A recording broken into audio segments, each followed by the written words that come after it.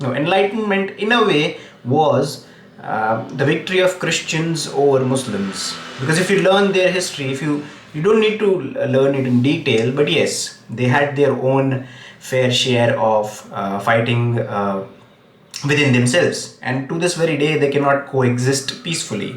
You cannot come across a Muslim country where Christians are wholeheartedly allowed to express or practice their faith, and vice versa. But there are some Christian countries that allow illegal immigrants to stay among them, but it's not working out very well for them, is it?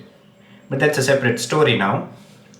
Okay, so now they were they came up with these ideas of liberalism.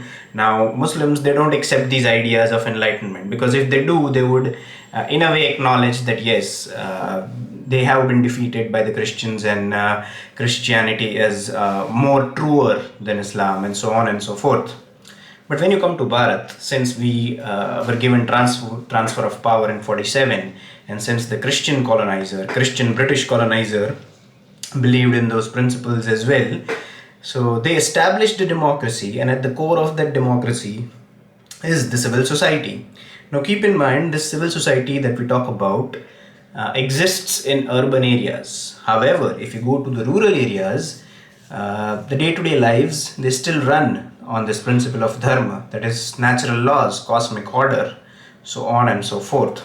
So when you speak about civil society, we largely talk about urban areas. Rural areas deserve a separate discussion on this topic, but when we talk about civil society, it's largely about in urban areas. Now when we come to urban areas, okay, now for coexistence we must follow a fixed rules, a fixed bunch of rules, that these are the rules that you must follow.